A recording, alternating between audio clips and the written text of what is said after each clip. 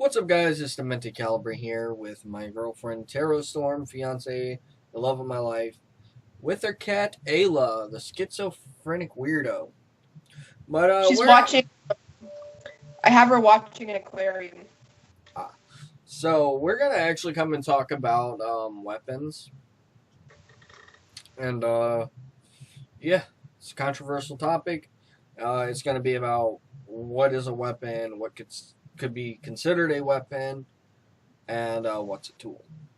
So. Yeah. All right, so we've all heard the common argument that hang on, these are considered weapons. To me, these are considered tools, and to Taro, they're considered tools. They can be weapons, but what we use them for isn't weapons at all.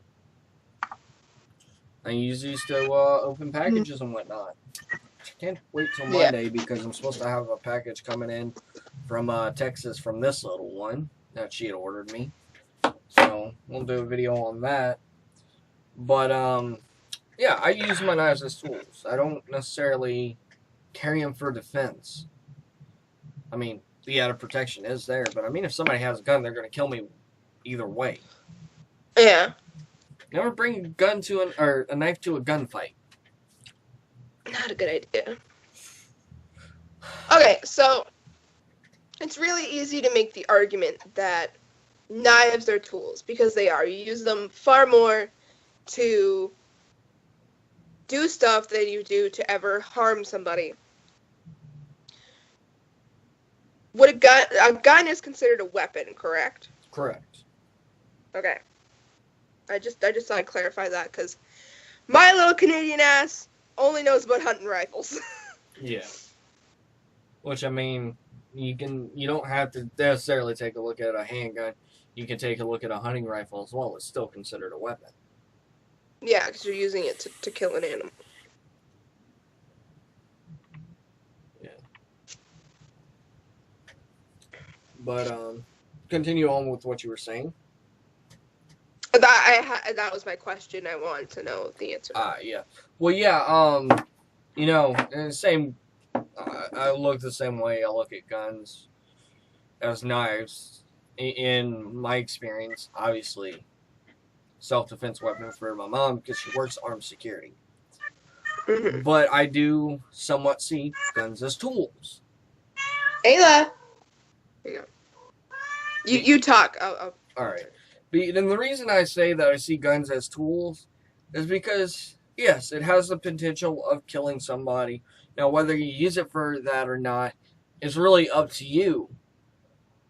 But to me, it's a tool in order to feed your family. If you say you live out in the middle of nowheres and there's no stores for, I'll say, 50 miles, and your only means of sourcing out food is hunting, that's a tool to me. What did I just say? And this is not limited to public property where you can hunt.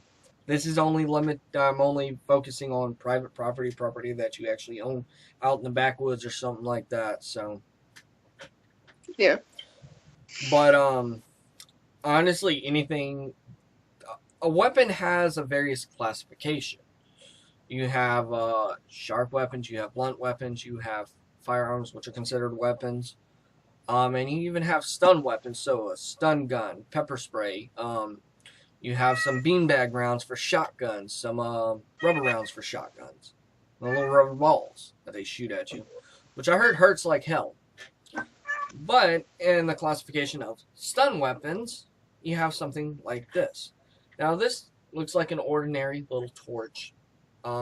Doesn't seem too fancy, and you're gonna shield your eyes for this one. But I mean, honestly, if you shine that at somebody, and I know it's fucking up my camera, but if you put on strobe mode and you shine that at somebody, guess what? You're temporarily blinding them. Which in the case of self-defense, that will give you enough time to actually run away. So I mean, if somebody's just harassing you, and you know, this is just an example. Say somebody's sexually harassing you and you are aware that they don't have a gun on them, but they won't leave you alone, or they say they have you backed into a corner or something. Well, you can just pull out a flashlight and do that. I think Ayla needs a stun weapon right now.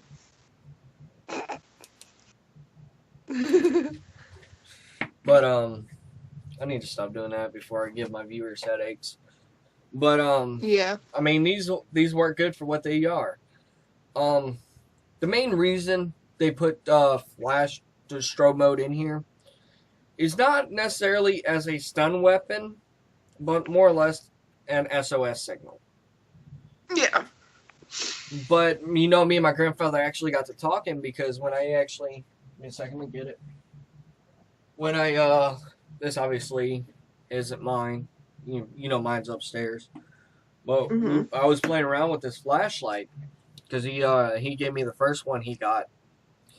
But I was playing around with it. He said that a lot of police officers will recommend you to carry a flashlight like that because it's a good self-defense tool. It's a tool for self-defense. It's non-lethal. You can disorient the person. And, you know, they're somewhat effective. Yeah. But if you want to take a look at blunt force weapons, look no further than the Ozark Trail 700L. It's pretty big. When you pop somebody upside the head with this, it's going to fucking hurt. Yeah. You can actually hit them to the point of knocking them out or giving them a concussion. So again, another good little thing to keep in your on your person if you actually have the space available. If you have like you know those big flashlight holders that cops used to wear, you can get one of those that they put their big mag lights in. Yeah, one of those. Now, obviously, cops don't carry mag lights anymore. They carry little fuckers like this or something like this because, you know what? The days of the mag lights were fucking good, but the days of the mag lights, they're gone. LEDs have taken over. Oh, yeah. And it's good that they've taken over because not only are they 10 times brighter, they're more energy efficient, and you can run them on a lower voltage and still get the same amount of output, or if not even greater output than, say, an old incandescent bulb. Mm-hmm. And, you know, a lot of these LED flashlights, believe it or not, actually come with power ratings on them. So this can run for 8 hours with 700 lumens, and it can run for, like, I think it's 42 hours on the low setting, which is 152 lumens, which even then, 152 is still pretty bright. Yeah. But going back to stun weapons, even something like this, 700 lumens, I mean, that's ridiculous. But, I mean, you can seriously blind somebody with this flashlight. But it's still a tool first and a weapon second. Yeah. So, I mean, it's all really all about classification of how they're actually putting in perspective. To me, a knife is a tool first, weapon second. Mm-hmm. A gun, weapon first, tool second. Because you see far more killings with guns than what you actually do with knives. Like, yeah, there's those few cases. But... Well, you see more assault with knives than you do deaths. Yeah. Well, you know, it's easier to assault somebody with a knife than with a gun because a gun's most of the time immediately is going to kill them. Yeah, a gun's designed for killing. Yeah. But, I mean, knives is for a quick, up close, get the person on the ground and get as far away from them as possible. Unless you're actually the attacker and you're using a knife. Well, then you're fucked up. Yeah. But, you know, I'm tired of seeing, like, oh, this is a weapon, that's a weapon, and so on and so forth. Screwdriver. Primary use, drilling or fastening screws. But, again, they can be used as a weapon. So, tool first, weapon second. Very true. And, this is a tool, obviously. I use it to record my videos. But I mean, it's metal. It's pretty strong. This end right here is pretty harsh. You clock somebody upside the head with this, or you can take it out and you can actually impale them on that end. Yep. So I mean, everything can be classified as a weapon. Mm-hmm. And just like we tried doing this a few minutes ago, but we were just all over the place with it. Which We're still all over the place. We're just a little bit more on topic now. Yeah. Which Taro, her landlord, is actually doing some work in the basement and like sealing the basement window and then the door, right? He's sealing the upstairs. He's sealed. He's done now. He already left. He sealed the upstairs windows and he sealed the bottom of the basement door with Expanding foam. expanding foam. Seal it. And I mean, I looked at the can of it because you're trying to figure out how long we had to wait before we let all these fucking cats. There's 1, 2, 3, 4, and then little miss, I don't want to be on the bed with my family, 5. Yeah, I'm talking about you. The reason they're locked in here is because if they ingest it while it's still kind of liquidy, it can expand in their stomach and kill them. Well, if you look at the can, it's this like long, thin tube. You could shove that down someone's throat and fill their stomach with this expanding foam and kill them. Well, it's not even filling. Like, you don't even have to fill their stomach. Obviously, they're gonna try and swallow it. Obviously, but you could just fill their throat. It would expand in their throat, suffocating them and then killing them. So I mean, again, that's primarily a tool that's used for home improvement, but you can use. What I'm gonna say is probably going to shock the hell of a lot of my viewers, but that's a good torture method. Yeah. I mean, like, obviously, you don't want, if you're torturing somebody, what you do is instead of, like, sticking it down their throat, you make a hole in their leg, then you inject it in there. And when it expands, creates a tremendous amount of pain. Could even tear their skin as well, which is, we're getting off that topic. God, I love you. But, I mean, anything can be a weapon. Yes. I wish I had a glass bottle around here. I obviously don't. But, I mean, you go into a bar room, somebody gets in a fight, they're grabbing a glass bottle and breaking it over somebody's head. I've seen this shit before. Or they break it off the bar and then they have a stabby. Yeah. Sharp object. Yeah. I wish I had more examples.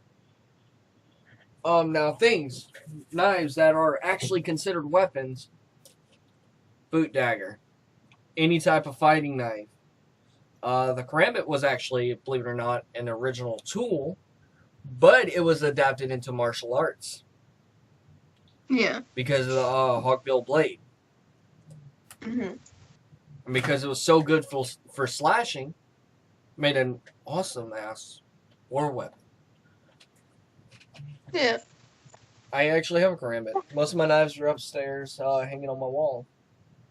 Yeah. Oh, I mean, yeah, no, this is obviously plastic, but I mean, you can get them. You can get keyboards in like aluminum and sometimes like light steel variants just for the coolness factor.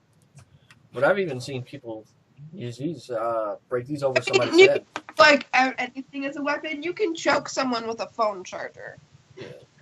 Well, no, what I'm saying, you remember that video I showed you when that guy literally knocked knocked that kid completely out by fucking hitting him with the keyboard? Yeah. That's where I'm getting at with this. There's a video out there, guys. There actually is. Mm-hmm. Well, I think we hit all our points. Yeah. So, if you guys enjoyed the video, leave a like down below. Don't forget to comment and subscribe. Her YouTube is easiest to remember. It's just Taro Space Storm, right? Mm-hmm. So yeah, go subscribe to her, and I'll see y'all for our next video, because we're probably going to do another one today with our good buddy, the beast mode. Anyways, guys, Dementi Caliber and Terror Storm signing out.